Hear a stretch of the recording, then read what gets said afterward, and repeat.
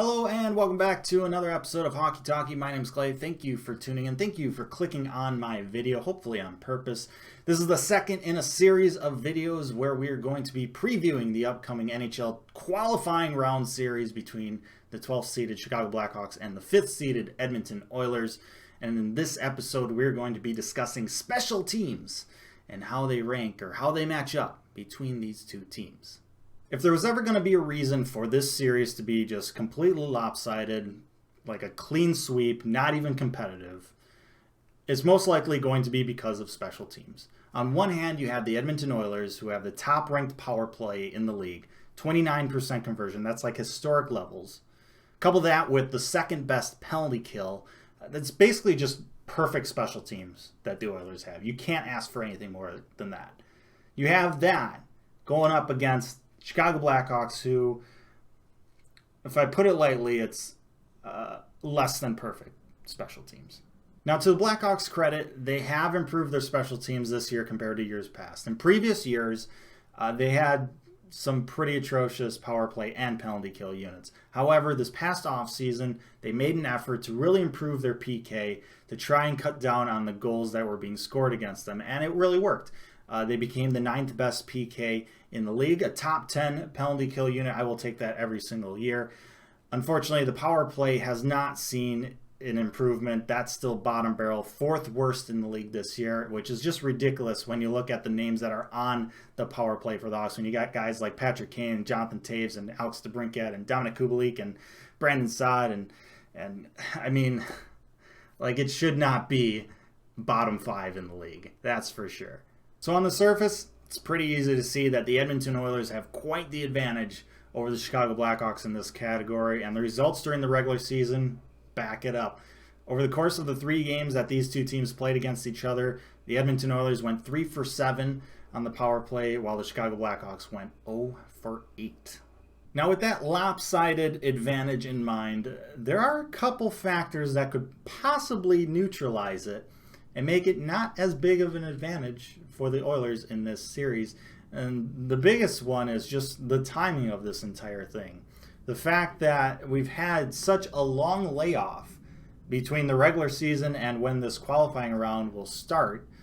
Will the special teams units of both teams continue the play that they were playing in the regular season, or will their chemistry take a hit? Will they kind of struggle out of the gates? Maybe be a bit rusty? That's up in the air. We're going to be playing hockey in August. Players aren't used to that. Refs aren't used to that. They're not used to calling games in August. Throw in the fact that it's playoffs, certainly not used to that. Will the refs swallow their whistles like in the playoffs? Basically, if they do, that means that there'll be less power play opportunities for the Oilers, and that certainly does not benefit them. Or will refs call it more like regular season, considering that the qualifying round is technically not the playoffs? I mean, the stats will be, but it's not the 16 teams left. So maybe they'll call it like the regular season. Who knows? There's not going to be any fans to egg on the refs to call a certain call. It's going to be interesting in that regard. And then in addition to that, because of this long layoff, how is the conditioning going to be with these players? Yes, they're going to go through training camp for a few weeks and maybe play an exhibition game, but it's not going to be the same as if they went through 82-game regular season going into the playoffs. Will the conditioning for both teams, players on both teams, put them in spots where they're a bit tired and they make some bad decisions when they're tired, which causes power plays for the opposing team? We all know McDavid is fast, and if the Hawks aren't ready for that, they could find themselves getting into a lot of foul trouble when he's just zooming by them. On the flip side, it's the same thing for the Oilers. If they find themselves in bad spots and hooking penalties and stuff like that, and putting the Blackhawks on power play, that's less time for the Oilers to be taking advantage of their power plays. So there's a lot of different factors that maybe the top-ranked power play and penalty kill units of the Oilers might not be as big of a factor against the lower ranked Blackhawks special teams for this qualifying round series.